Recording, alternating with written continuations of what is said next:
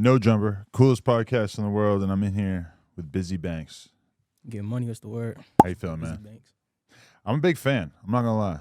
We've been talking about doing this for years. Nah, hell yeah, like 2 years ago. Yeah, I hit you up a long time ago. I follow all these fucking different journalists and stuff who talk about drill music and whatever the hell's going on in New York and stuff. And I just remember somebody writing a little article about you, and I just got super tuned in right then and there. Nah, that's fire. Yeah. So what brings you to town? You at Rolling Loud or something?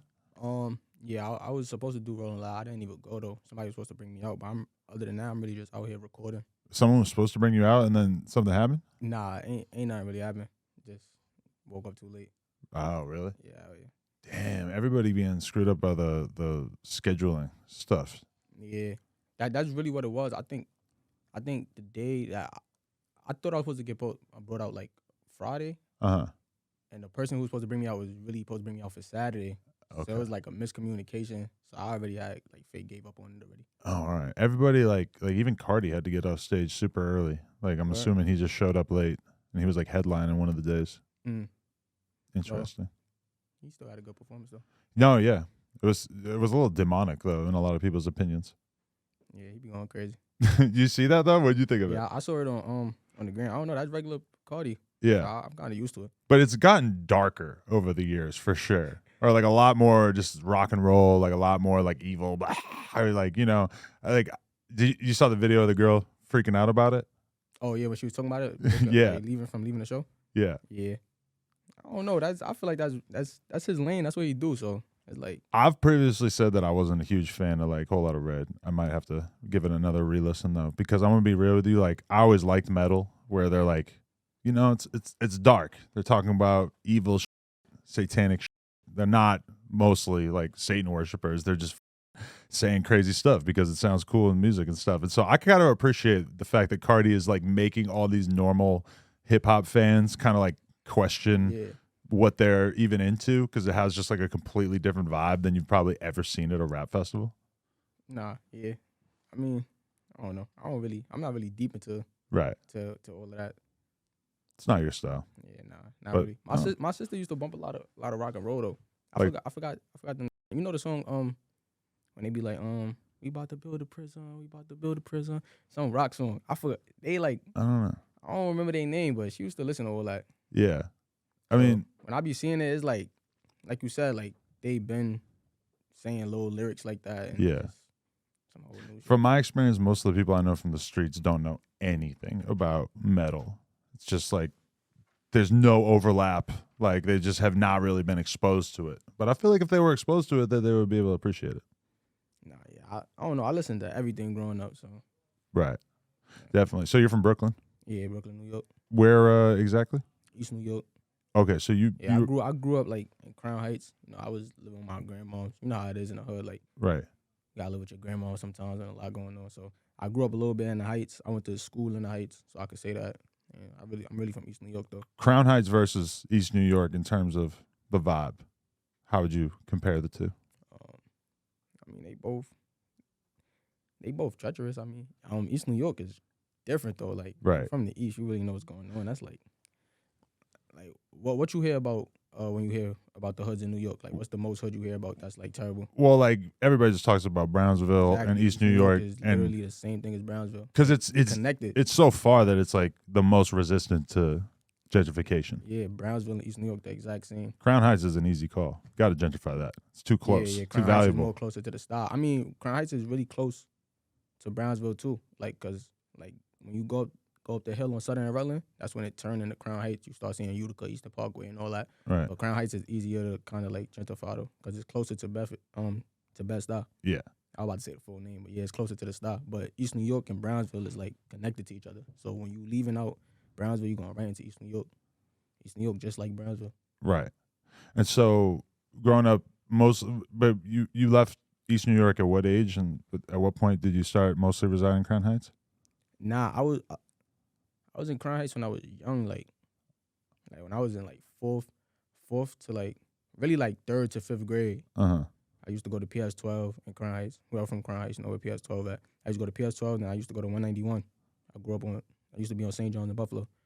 And then I left like 6th grade out, went straight to East New York. That's one thing I love about New York is that the public schools are just like a number. Yeah. It's like every other place I've ever been in my life when like the schools have names. They're named after somebody, but it's somehow in New York there's so many my schools. High school had a name though instead of a number. Well, it had a number too. It was both. Because usually they would have both, right? Yeah, in fact. But usually like a lot of people wouldn't really use the full name, yeah. Yeah, no. Okay. But like how would you describe your upbringing? You have metal detectors when you're going into high school and stuff? Yeah, hell yeah. Metal detectors, couldn't really bring your phone in, you know. There's always ways to get past that though. Right. Just like that. Middle school, we ain't really have metal detectors. There'd probably be a metal detector once in a blue moon. Mm-hmm. Like they'd do some random shit. Right. So other than that, but high school always had a metal detector though. That was something that we used to always just hear about as kids, and we always thought it sounded crazy. Just the metal detector thing. Just the idea that it was that common that kids would bring guns to school. Nah, yeah, that's crazy. Yeah. But so would you say that your high school experience was wild? Was it pretty out of control, or was it? I don't know. My high school experience regular. I was lit in high school, so I don't really know how to explain it. Lit? You were just a popular kid? Yeah. Everybody knew me. I had 4 schools in one. Whole school knew me. Like all 4 schools knew me. Four different schools that you were tapped in with? In one building. It's 4 schools in one building. Really? Yeah, yeah. What's the point of them even being separate schools? I don't know. I really don't. Interesting. All right. So why would you say, like, what kind of person were you that you had so many good relationships like that?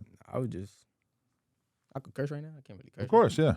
And I was just fucking a lot of bitches, so it's like, you know how that go. Always females always talking about me. It wasn't a lot of niggas in my school either. My school specifically, I went to Prospect Heights. So it's a part of my school is like a performing arts school. It's called BSMT. That's the one I went to. It's like 10% of boys in there. 10? Yeah. How does a guy even get access? It sounds like it would be like the most desired place on earth if you're a dude. All the homies went to other schools like around the building, but the school I was in, it wasn't that much for me. So it's like, that's wild. Straight females, yeah. I always heard that about certain colleges and shit. I was like 80% girls. I'm like, that's unbelievable. How the fuck did I grow up not knowing about this? Would have been went there. Yeah, that's an easy call. Because it's like, then there's going to be like a scarcity mind state where you're going to have girls fighting over you probably. Nah, yeah. It was getting crazy in high school, I ain't gonna lie. Were you rapping in high school or when did that come about? I was always rapping. I was rapping since like elementary. I used to always just freestyle though. I wasn't like really making no songs really. Right. So just always freestyling. When I got to high school, I wasn't taking it serious, but I was doing little 1 and 2 freestyles. Probably mention somebody in it, like like a little situation or something. You know, the school will go crazy. Me and my son Eli and my son Drizzy, we was doing music in high school together. So that was the cheat code even at the time that you were talking about beef and stuff? Nah, I wasn't really beef. It's like how I rap now. Like I say a little sneaky line that certain people will know and it just go crazy. Like, so I really probably mentioned a female in the song. Like I had a freestyle when I mentioned the female and nobody knew like what me and her really had going on. I ain't exposed her nothing, but I just said like a little line and then everybody just started putting 2 and 2 together. So you know the school like, oh y'all heard the shit Bizzy came with? Because if you say anything crazy dissing somebody in school, you probably get suspended or whatever, right? Yeah, I don't know. I ain't go through that. I feel like that would just be an easy like bullying case or whatever. Nah, I wasn't bullying her. I don't do nothing like that. I forgot to ask about this. You grew up Rasta? Yeah, my mom and dad. So what was that like? It was the same. I mean, it's not really. It just more what's the word for it? Like humble me, I guess. Like growing up different, it just made me move a different way. So it's like I was just on a different religion. For me, it's like basically a religion for me. So right. It's like on Saturday we got Sabbath, which I'm pretty sure another religion have that. I forgot what religion. Jews do Sabbath, Muslims do Ramadan, but it's the same thing. Like you got to pray 5 times a day every Saturday. It's certain times, and you can't eat until the sun go down, which is mostly like 6 p.m. That's a new day in Ethiopia. A lot of people be thinking like Rastas is like straight from Jamaica, but it's like everything is really from Ethiopia though. Do you still believe in that? Nah, yeah. Do you still pray 5 times a day, or like how? I don't pray 5 times a day, but I still follow it. Like that's really my life. So it's like I'm used to fasting. Like I could fast on a Saturday if it's possible. I don't follow it 100% anymore. But I still go in the crib, pray, Bible. You fast a whole day? Yeah, I could if I basically do that on the regular though. I don't really eat till like nighttime. Really? Yeah. That's tough. You think that's why you're so skinny? Yeah, that's why I'm little. I be eating like 3-4 meals a day, dude.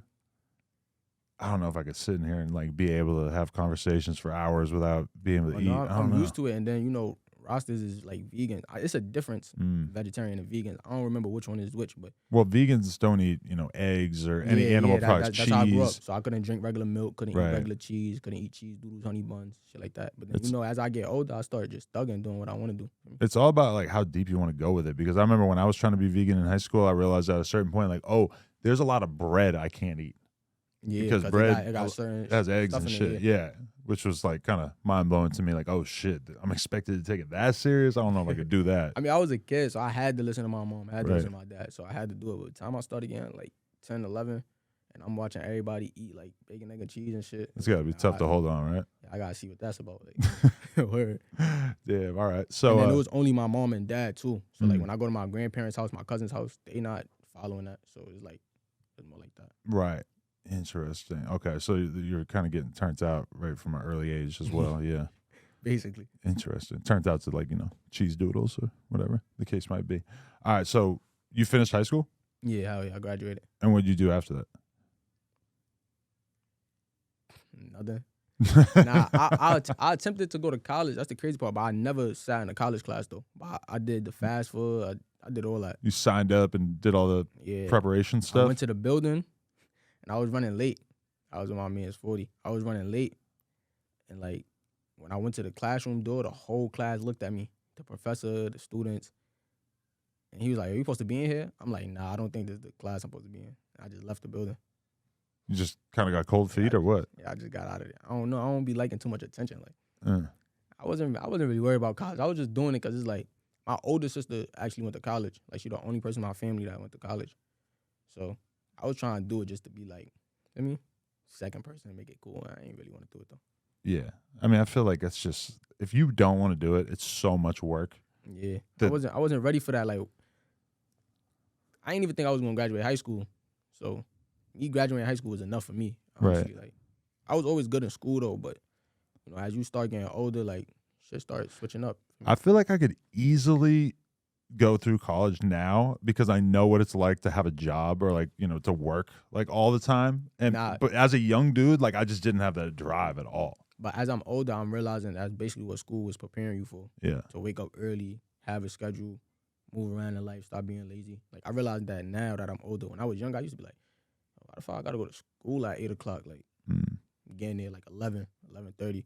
But now that I'm working, feel me, and I gotta be at an interview at a certain time, or I'm like, basically like school was basically training you for the real world, basically. Like that's how I look at it. Yeah, definitely. No, it gives you that structure and like, when you're a kid, it's just you don't want to get up early to go to school. You don't understand it though. Yeah, it seems terrible, but then you get older and you start to go to work and like, you make music. I do interviews. We both have jobs that are pretty much like as cool as it gets for most people would say.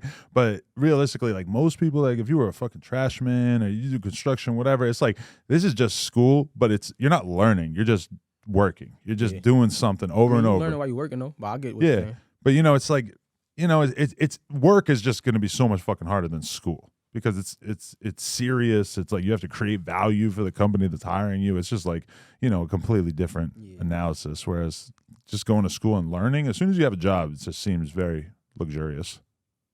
Yeah. But, okay, so you're just kind of hanging out at that point, or what were you up to? You have a job? I had a job for like 4 days. Everything was like... What job? I actually signed up to be a paraprofessional. I did it for like 4 days. I ended up going to Florida. And what even is that? Paraprofessional. That's like when you work with like you ever been in school and there's like 2 teachers in the room? Okay. Like one teacher is with a specific student. So it's like that. But like the student have a disability probably. That's why they need that teacher. So okay. The kid I was working with, he couldn't hear out his left ear. But I just did like the weekend though. I probably worked like Wednesday to Friday. And then I went to Florida for the weekend. And I didn't go Monday. Then they called me like, really, like, why you ain't come? I'm like, I'm in Florida right now. Like, I don't know. My mom wasn't on. I was doing so much. What were you doing in Florida? Just chilling. Yeah? Yeah. I'm moving around. Like girls, Money to be Girls, made. To be made. Yeah, money to be made. Interesting. What kind of stuff you have going on at that time? You in the streets? Yeah. The Florida streets? Florida street? No, I wasn't in the Florida street. For me, you could do your ones and twos around all the states. Right. Once you know what you're doing and what you're going there for. Interesting. Some moves to be made down in Florida. Actually, I could think of some stuff that you could get in Florida that might be more desirable in New York. Might be able to charge a premium in New York. That kind of thing. Oh, no, man. I'm just trying to put it together. Okay. So, all right. The paraprofessional thing doesn't work out. Nah. What's next? That was my only, like, real job, though. Right. That was like 2017. So I had a real job for like 4 days. I never really went to college, but I applied, so I guess I went. But I dropped all my classes, though. Right. Yeah. So you just dropped everything. And then what are you doing at that point? Like, is rapping part of the conversation at this point? Yeah, I was rapping. I wasn't, like 2017, I think I just dropped a song called like 9 Shots. I probably dropped 9 Shots 2016, 2017. I don't really remember. And 9 Shots. Like, what made you want to make that the first record? 9 Shots wasn't really my first record. So like I been had, like I said, I was lit in high school, so I been had clout. I mean, I always just knew everybody, so I always was like known for me. And high school is just when I started really posting music. So I was with my son Drizzy, RP Driz, and I was with my son Eli, and we were just like remixing songs, like in New York. Cause when I be meeting a lot of people don't really be on Facebook no more. It'd be like a Twitter thing. So I feel like New York just like got like a Facebook thing. Like everybody in New York don't really be on Twitter like that on the regular, unless you like lit for me or have business being on Twitter. So back then everybody was Facebook famous. For me, so we were just doing like little freestyles on Facebook, and it'd get like views and stuff like that. Then I just ended up dropping a song called 9 Shots. Right. And I was doing music with some other people too, like before that. Who? A couple of the bros. Bando. I was rapping with Bando. Me and Bando started doing music together like 2017 going into 2018. Right. My son Nas. Somebody named Shakur. That's about it. I was really just with those 3 people. But I was with Eli and Drizzy and Shakur first though. Mm-hmm. So it was like that. Okay. And so as soon as you start dropping music, did you start doing some numbers right away, or how did you go about getting a fan base? Nah, so Facebook, I was going viral already. Well, viral for me. I wasn't doing like 1 million views or 1 million likes for me. But I was doing like a little 15K likes for me. Probably like 50,000 views or something like for me in that range, like 8K, 4K, 5K likes. And then when I started dropping on SoundCloud, when I dropped 9 Shots on SoundCloud, that actually went crazy. I touched like 100,000 plays. So I started taking music serious from there. And then I started rapping with Bando. Me and Leaky G Bando, we dropped Minor Situations. Well, I've been had songs with him, but we wasn't like cool. Me and him had songs because of my son Nas. Then Bando kind of was like buzzing. He wasn't like buzzing crazy. Like we wasn't doing like 100K, 200K like everybody doing now. You know, like back then it was like when New York Fake just started getting everything together. So probably was like doing like 10K in 2 weeks or something. Right. So that's big to us. New York getting it together in the sense of like drill records kind of having like a sort of built-in fan base, like the way it seems now, right? Yeah, because it's like 2013. 2013, I think that's when Bobby and them kind of went crazy, brought everything back.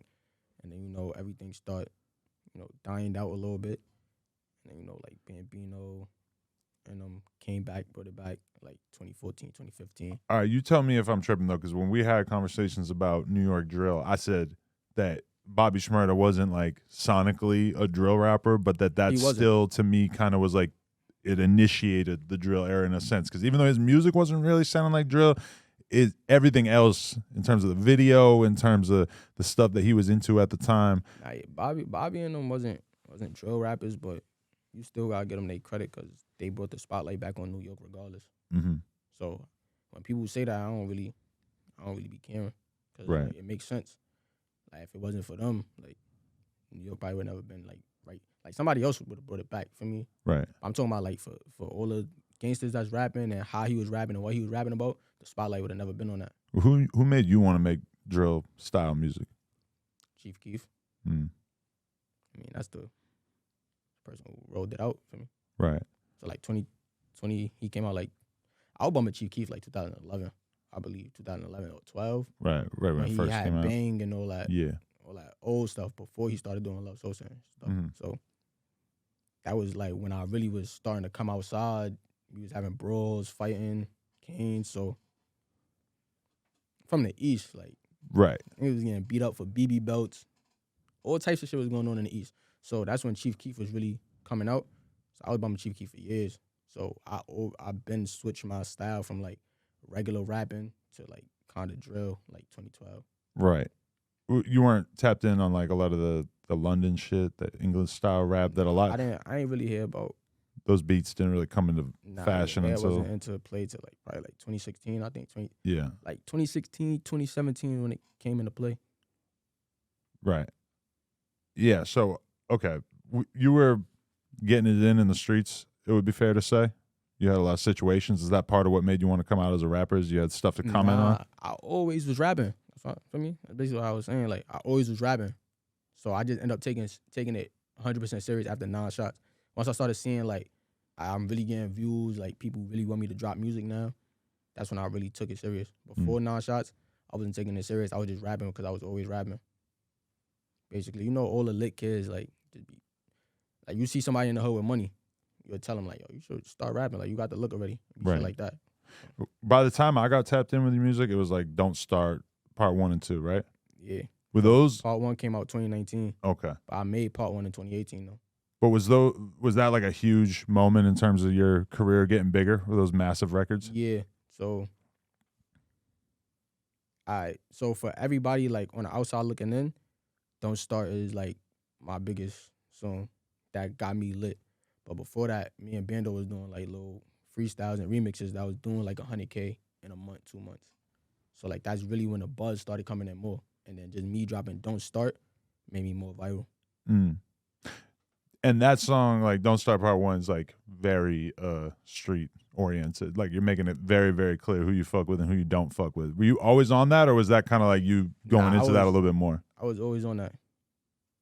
I was always on that specifically because I be knowing people. So like I know some people from this side, I know some people from that side. Or like my family cool with some people on that side, my family cool with some people on that side. Mm-hmm. So it's like I don't be trying to pick up nobody beef. I don't want no weird energy. I was always on my own shit. Like for me, if you ever talk to anybody that always been around me or seen me in life, they gonna tell you like I always just been to myself. Like I be around people, but even when I'm around people, I be chilling. I'm the quiet one, just observing, looking, listening. So I be learning. That's how I be moving. I move because I already seen it before. Like I've been outside. I done watch multiple people go through the same shit that was older than me. So my older niggas went through it. I saw that already. Then I watched my older niggas go through it. Saw that already. So I just always been on my own timing. So from Don't Start, that basically was my, like, feel me? Separation right there. Right. So you kind of laid it all out there a bit more. Yeah. Okay. Because I was seeing that you used to do a lot of records with Ciggy Black. Yeah. I did one song, but yeah. Oh, it was only one? Yeah, facts. But was that a relationship that kind of got burnt out by you having to choose political affiliations? Nah, it wasn't really choosing sides, I would say. More so like something else was going on. Feel me? And me and him ain't have no control over it. You know, people don't get on interviews and say shit like that. Me, I don't be caring. I don't care to say a nigga name or like, feel me? Me and him ain't have control over a situation, and it just separated us. Feel me? So that's more so like what happened, why we stopped doing music together. But before that, I mean, we did pop out, and that was that. Like Ciggy was just like my first feature from the towns, basically. Like a lot of people be trying to say he gave me clout, all this other stuff. Like that was just my first feature from the town. Like he know how we end up doing music. Like, right. You know I mean? But I see this like exact thing end up happening with all the Bronx drill shit too, where you'll have like a new artist and they're kind of just doing songs with different people, but then like you fast forward like a year and it's like, oh, like how could they have ever worked with this person when they get along with this person and they don't fuck with this person? And it's like, you know, at first people are just coming in the game, just kind of doing music and just but not. That's why it go back to me doing Don't Start, cause like I'm letting you know, doing what I want. I don't jack what y'all jack. I don't jack what they jack. I jack what I jack. And if I want to go over there, then go over there. I'm gonna do that. Right. And if you're not jacking it, then I'm still not picking a side. I'm still gonna be in the middle. I'm just not gonna fuck with whoever not jacking it. Cause I don't care. It's music. That's how I look at it. If we ain't locked in, getting money together, fucking bitches together, going outside together, I don't care if you know, honestly, like that's basically what Don't Start is about. Right. Like, don't start none of that fuckery y'all got going on. So, but how's your life kind of changed once you put those records out and you start having like a way bigger audience paying attention to you? Like, do you have to start moving around differently? Nah, I move how I always moved. Like, so it wasn't really like a big change. It just, I definitely got more smarter with how I was moving, but I was always, the way I move now is how I always move. I don't really like attention. I don't care. Like, people on my team be telling me, like, you gotta post more, you gotta show people you outside. But I be looking at it like, whoever was outside and there and whoever ran into me and seen me, they knew I was outside. I don't gotta post it for everybody. Like, I be understanding it, but I don't really care for, like, certain things. Right. So you're the type of person, you'll look at Instagram and you'll see a bunch of stuff about you. You see photos you took with a fan earlier that day, and you don't really want to like be reposting it necessarily. Nah, I repost it. Okay. I repost the people I run into, like if they want to take a picture and they tag. If I see it, I'm gonna repost it. Mm-hmm. I mean, if I'm still there and they tag me, I probably won't repost it. I probably will post it later, or if I forget, then I just won't repost it at all. But like, yeah, Definitely. Yeah. So okay.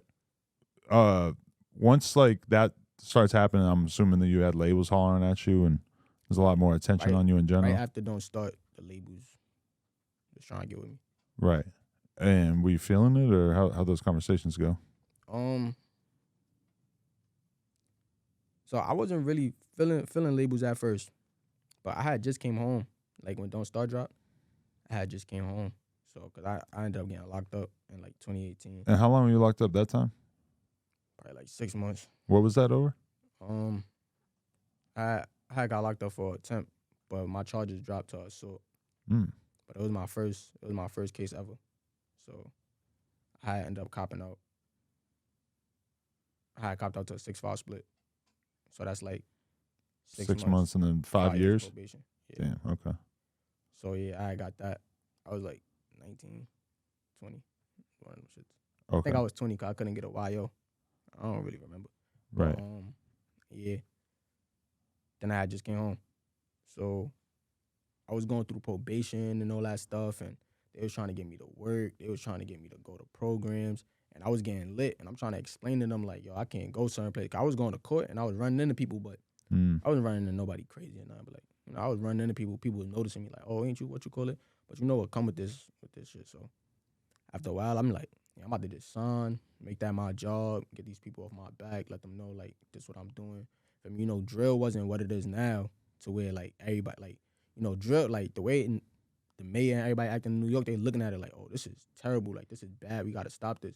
Before, it was just like, it was music. Like, we was still talking that talk, but the world wasn't taking it like that yet. So my probation people was looking at it like, he a real artist, like, he with a real record label, this what he doing. So that's really what made me sign. Well, speed up the process to signing. Right, yeah. Because, I mean, if I was a new artist coming out these days, it's like there would be a part of me that would kind of be worried about signing with a label, but there would be a almost bigger part of me that would be worried that if I don't sign with a label in this moment, that I might just kind of be missing out on opportunity or something. Nah, you got to trust the process. Or, like Bando ain't signed. That's Leaky G Bando. I got to say his full name. Mm-hmm. He ain't signed. That's who I really got lit with. Like, drill rapping, Leaky G Bando, I got lit with. So he ain't signed. He trust the process. He seeing his back ends. He doing what he like to do. So right. So I already know, like, it's just about working as you get bigger. But like I said, I rushed my process because of what I was going through. Right.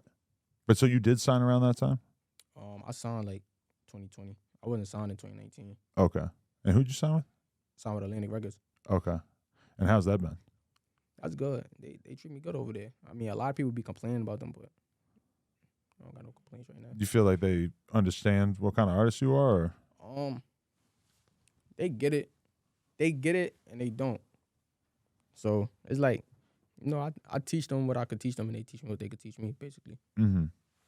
Yeah, I mean, it just is kind of interesting if you're a drill artist, like, and I've heard about a lot of drill artists from the Bronx and stuff signing recently, and it's like sometimes it doesn't feel like the label really switches stuff up for them that much. Like they just kind of keep dropping music videos. The views maybe go up a little bit. I feel like if you're an artist right now from New York and you lit, you might as well just do your own thing. Right. Just get somebody on your team that can help you learn about TuneCore or United Masters or all other stuff, the drill kit, and you just figure it out, make all your money, and then try to get like a distribution or a joint venture, feel me, with your bread. Like, I don't know, they doing views right now. They doing views. They all on TikTok. They doing, like, the Bronx got their own marketing going on, and they don't even understand that because they so young. So they signing, and they just signing because they hearing the bread, and the label not doing nothing for them really. The label looking at the label know like, oh, these kids are going viral on their own. We don't even have to pay for academics or this. Like, probably some drill artists, but certain drill artists, they not, feel me, like, certain people pay for that. Some of these artists don't have to pay for that because they doing it. They going viral on their own, that it makes the pages want to post them, for me. Right. So it's like, I feel like if you got it to where everybody posting you just off of you and who you are and what you're doing, you don't even got to really sign right now. Because there's very few scenes in America that you can look at where there's a lot of different artists who can do like 500,000 views, a million views, etc. And New York, and specifically the Bronx, but definitely some artists from Brooklyn and stuff too, are in that category. And it is kind of crazy, like, just because it's just, you see like new artists come out that nobody's ever fucking heard of that can do serious numbers. And sometimes you wonder if it's cap and if there's people buying plays and everything, but a good amount of it does seem legit. Yeah, certain people. There's definitely a lot of cap going on. But, yeah. But certain people getting them real views, got a real fan base.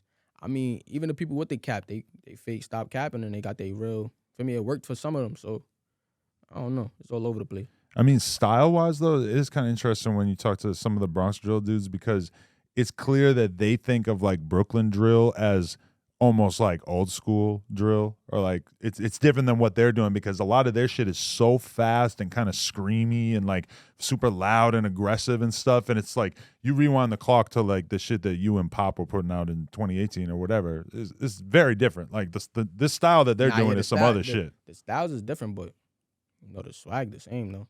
Right. It's like, is it really different? Like, I don't know. There's a lot of similarities, but there's definitely some differences. That shit is kind of punk rock out there. The beat choices. Yeah.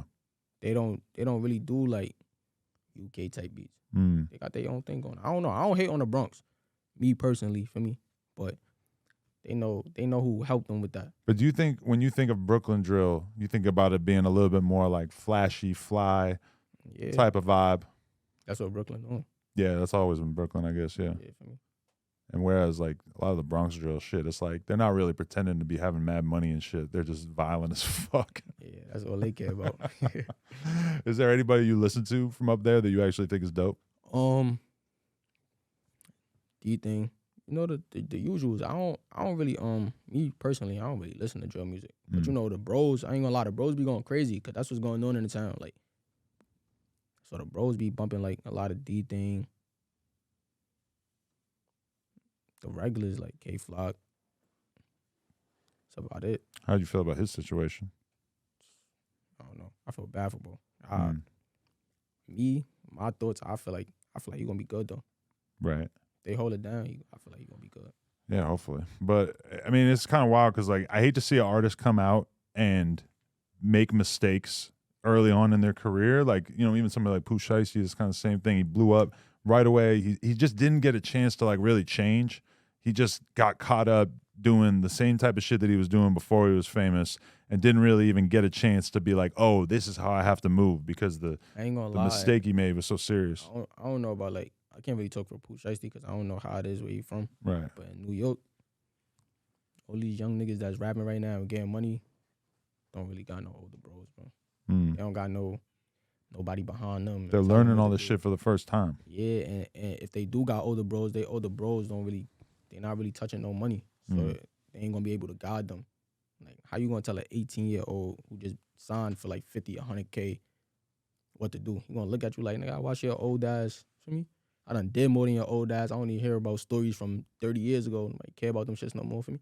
So niggas not gonna listen, and niggas just gotta learn the hard way. Is that how you felt? You feel like you didn't really have that many people around you who were able to guide you? Nah, I feel like I got people around me that could guide me, and that's why I'm still me. Mm. I feel like I'm doing good. Yeah, definitely. Well, so you just got out, what, like 6 months ago? You went and had to do another little bid? Yeah, I just got out like 6 months ago. What was that about? I was in Jersey. Some bullshit warrants was going on. A lot of just a bullshit case in general. Where I had to go through. They had ran in the crib. It was like 5 people in the crib. 4 probably. I don't really remember the number, but they found like 2 pounds of weed, and they just took me in. They only took me though. Like, I don't know. They were just watching me. I don't know what was going on, to be honest. And having 2 pounds of weed in Jersey is a big deal, I guess. It ain't nothing out here, really. I'm pretty sure. They was trying to make it seem like I was a distributor. There's probably 2 pounds of weed in here right now. Yeah. It's not supposed to be a problem. I don't know. And they made it seem like they found the gun with me in the crib. Like, it was a whole bunch of, you know how they make it seem on the internet when somebody get locked up. But it wasn't everything that was going on. It wasn't how it went on. So right. Damn, man. It's like, it's so easy to forget from everywhere else in the country about how serious the gun shit is in New York. Yeah. And the craziest shit I seen in recent memory was this little TJ getting 2 gun charges in like a week. Yeah. Back to back. I saw that too. That's like unheard of, I guess, or normally. Nah, niggas be getting caught with them gun charges in New York for a fact. But that just draws attention to the reality of the situation, is that motherfuckers don't feel safe without it. And clearly you ain't safe with it either. Though in the hood though. It's just, niggas just famous now, so it's just more broadcasted, but that's regular though. It's so obvious they're targeting them though. Yeah, I mean, like you said, 2 gun charges back to back. Of course, they gonna want to watch you. It's so out of the ordinary to even get searched 2 times in a week. Like for him to get searched and for them to find it, that I mean, niggas be posting a lot, niggas be doing a lot, niggas be getting locked up. So we watching you now. You keep getting locked up with guns. Now we trying to figure out, you know how it goes. Like, they harassing us. But the crazy part is that this is like their revenge on him for getting shot. Like, oh, you want to get shot? Okay, we're going to search you all the fucking time, and we're going to find out about anything you might have on you. Nah, yeah. Cops be on some fucked up shit. Yeah, that's crazy. Okay, but so, what? Okay, so that most recent charge, how long do you have to be in there for? How long I was in? I think I was in there for 8 months. Okay. I was in there for 8 months. I had because I was still on probation for New York. So when I finished up in Jersey, I had copped out to the marijuana charge, because clearly that's what I was caught with. So I copped out to the marijuana charge and basically did a county bid. And in New Jersey, half of the county bid is $364, but you could get 180. Once you do 180 days, you could get off. So, well, if you got a good lawyer, for me, I had a good lawyer. So you were locked up in Jersey? Yeah, I was locked up in New Jersey. And how different was that than being locked up in New York? I don't really know nobody in Jersey, so it's like I'm in a whole nother world. I'm just moving around, figuring it out. I was running into some people that's from New York. I feel like being locked up in New York City, like the gang shit has got to be like #1 conversation you're having. Is it? Yeah, New York ain't nothing to play with. Is it like that in Jersey too? People in Jersey, because that's their city, right? So they running into people that they got beef with, problems with. They beating niggas up, but it wasn't really like a lot of cuttings going on in New York. It's treacherous, but the sad part is I felt more comfortable in New York than Jersey, but that's because I felt like I was home when I was in New York. Right. But so Jersey was grimy as fuck in its own way. Yeah, Jersey, like, for me, if niggas come in the crib and they got a problem, niggas go right in the cell, they fight, get it on, pack a nigga up. I don't know. Jersey was calm though, but like I wasn't in like a Essex County, Hudson County, so I ain't really see nothing crazy. I was in Bergen County, like Bergen County, not really nothing serious for me, but they had shut down Passaic County and sent everybody basically from Paterson, New Jersey to Bergen County. So that's when the drama really was pulling up. Like, whoever got beef from over there, they was pulling up, fighting niggas and doing what they do. I was sturdy though. I was chilling. Everybody was just staying out of it. You're like, I'm from Brooklyn. Yeah, this has nothing to do with me. I was like the baby. I was getting whatever I wanted in there. Like, really? Yeah. Why? Just because they fuck with the music and everything? I was the youngest in there. So, I was the youngest in there. I don't move like no bozo. So I was doing what I wanted. I was on the phone, tablet. And everybody tapped in music-wise? Yeah, if they wasn't, they got They were once you were in there for a little bit? Yeah, facts. I was in there for a little minute. Right. And so, I mean, was it tough for you, though? Because you used to nice shit at this point. You used to having, like, a good amount of money, nice lifestyle on the outside. It must have been tough. I was still good. The only thing that I was Like I wasn't getting no haircuts. Mm. I wasn't getting no shape ups, no haircuts, no nothing. That's how I started growing my hair. I'm like, I ain't cutting my hair while I'm in there. Like I wasn't trying to get used to staying in there. Like even though I'm hearing everything I was hearing, I'm looking at it like, nah, I'm going home soon. Like, So how often can you get a haircut in there? in Jersey? Either one. Whenever you want. Oh, okay. So Yeah, you can. Yeah, just go right to the CO, tell them you need a little razor, have one of your men shape you up, or you shape yourself up if you want. It's like barbers in the compound because you can't really move around. Like Jersey, like only way you leaving wherever you at is like you going to court, you going to medical. Like when I was going on visits is where we at. Feel me? So like all I do is walk up the stairs, walk up to the second tier, and go right in the little booth to the visit. Glass phone. It is kind of crazy because that is kind of the only time that you get to see photos of rappers with their hair fucked up is when they're locked up. Yeah, you get to see them with a little Other bit of than a. that, I was good. I had a couple bunkies. He was good, eating good. Nah, I was chilling. I just couldn't be fly. Right. I feel bad for the rappers who have to get their haircut every week. I'm gonna be real with you. Although I'm on like every 2 weeks, so I guess it's Me not when that I'm different. home, I don't even get a shape up. I don't be caring about that shit. You don't care? Nah, I move around. If I probably got an interview, I go get it. If I'm about to do a show, I get cleaned up, and I be chilling. There's a lot of pressure. I don't know. And to me, it feels a little bit like hiding the true nature of how beautiful a black person's hair is to keep it super short all the time. It's like, just let it show. I miss the afro. I'm going to be real with you. Nah, yeah, I'm growing my hair right now. Okay. The afro was great. That's probably a lot of work too, though. Yeah, see, when you got an afro, then you got to get a little tape up, shape up every once a week. Yeah, because to keep it all like the same exact length, yeah, that must take fucking a lot of work. I ain't doing that. I'm braiding my shit up. Right. I seen a dad on the playground when I was taking my kid to park the other day, and it was pretty clear to me that his kids, like, he had never cut their hair. Like, their hair was like this fucking long. And it was just like, wow, this dude's dedicated. I wonder if he's just gonna have them like that for their whole lives. I used to have dreads when I was little too. I really? Used to be wild on. Yeah, I cut my dreads when I went to high school. Like 2 days before the first day of high school, I cut my dreads. Were your parents disappointed? Yeah, my mom was tight. Really? I cut it without her knowing. Damn, that's gotta be tough for a parent. You want them to buy in on your religion so bad, and then they're just like, no, I'm trying to get fresh. That was it. I don't know. I don't know. You know, I was young. It's a lot going on for me. Parents don't be understanding sometimes. Like, but I get it though. I ain't gonna lie. Now that I'm older, I fake fuck with it. So it's like, I don't know. I like how I was raised, honestly. Right. I mean, to raise a kid in New York has got to be the scariest fucking thing in the world. Just knowing everything that's out there, and that's why everybody I meet from New York, the girls grow up like super fucking tough because they're just getting hollered out on the streets so much that they just end up with this personality where they really are not trying to let you fuck with them. And like when girls grow up in the suburbs or whatever, their attitude is different because they just haven't had this much abuse thrown at them on the street and shit over the years. They're a little more friendly. I don't want to make it all about catcalling, but like, you know what I'm saying? Like girls who grow up in New York, they got to grow up tough. And same thing if you're a dude in New York, like almost everybody, like you got to fight or you got to like be tough enough to avoid fighting. Like you got to just, I don't know. It's not like other places. Fact. It's crazy because I don't even hear a lot of people talk about New York like that. When people be talking about New York, they be acting like New York is like a walk in the park.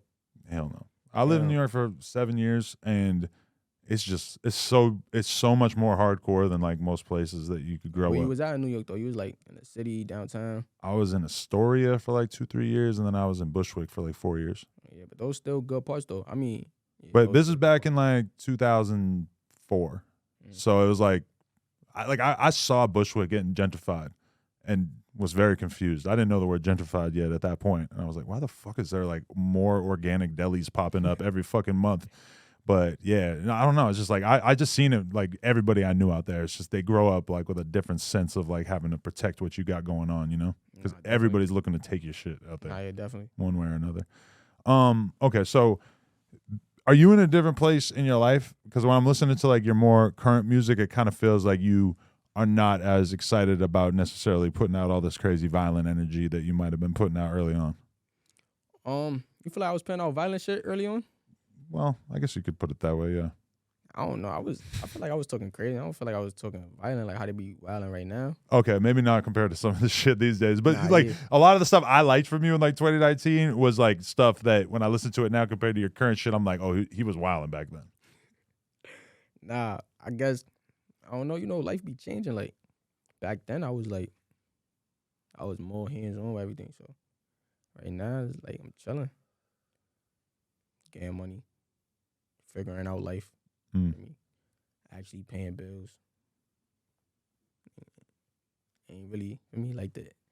Times changing, so much going on with music right now. I'm just looking for something else to talk about. I don't really want to talk about the same shit I was talking about before. Before it was like that's what I was around. That's what I was talking about. Now I'm just around more different shit. I'm in Cali. You know how Cali is. So yeah. And Miami and Atlanta. Wait, so you're not spending as much time in New York now? Nah, I be in New York. I be in New York a lot. I'm just saying I be moving around. Even when I'm in New York, I'm moving around. My mom be on some whole other shit. Like when I do music, my music on what I'm on for me. Right. Did losing Pop Smoke kind of change the way that you thought about how you wanted your life to play out?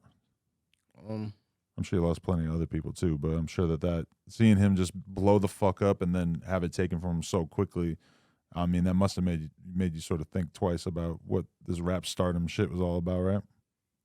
Not really.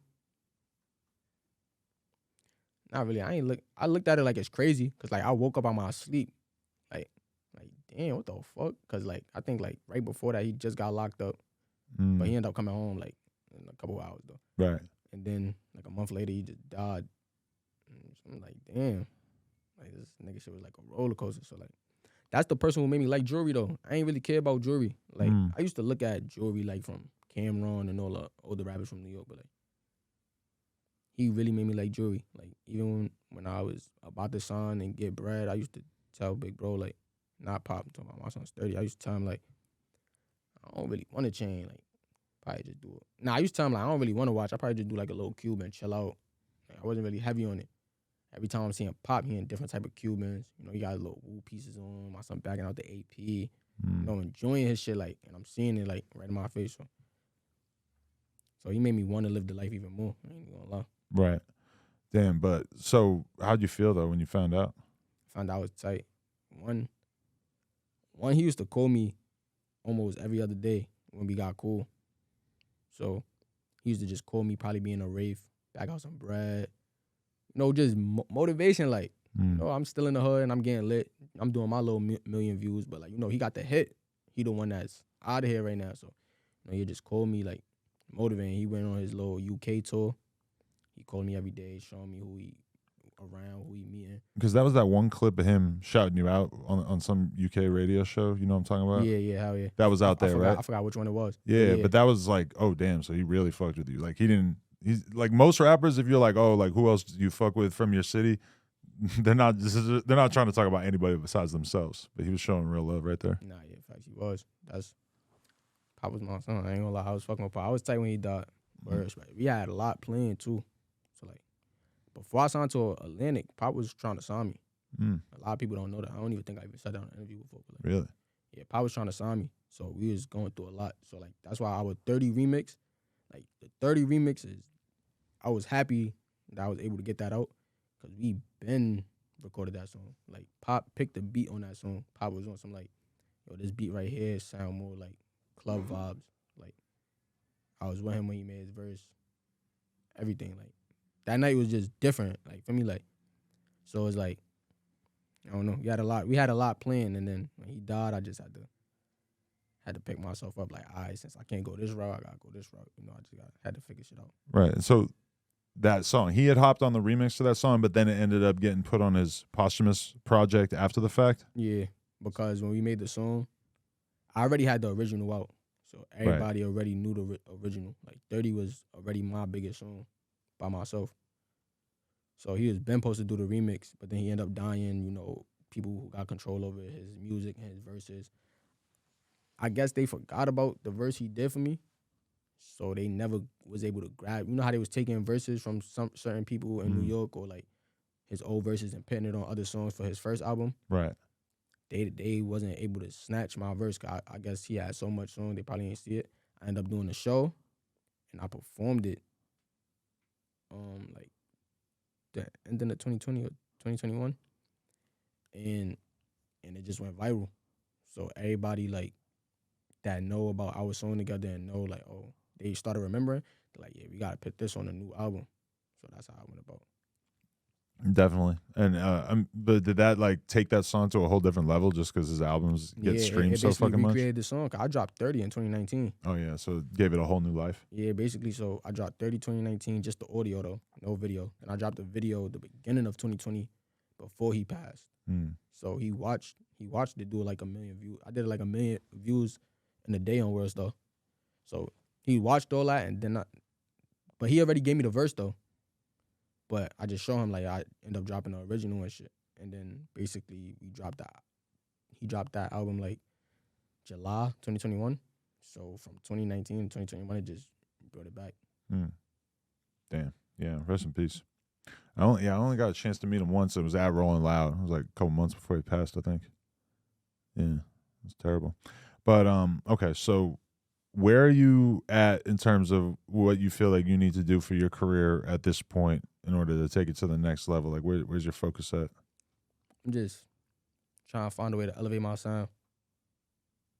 Just work more, drop more. Right back to how I came out. Like when I came out, I was consistent. I was probably dropping like every 21 days, once a month, probably do a feature in between that. So I was just making sure I was being heard all the time. So right now, I'm just about to get right back in that same mode. Probably do way more tapes than before. You feel like just a lot of singles. Doing those bids that kind of fucked up your momentum because it's like it keeps you from dropping consistently? Basically. Like when I was locked up just now, I was supposed to keep flooding. But my mind wasn't on no, I don't know, it's not the same when you're in jail. Like, you don't get to feel the energy. So I dropped one song when I was in jail, and I ain't really get to feel the energy. So I ain't like that. I'm calling, I'm trying to see how much views I did.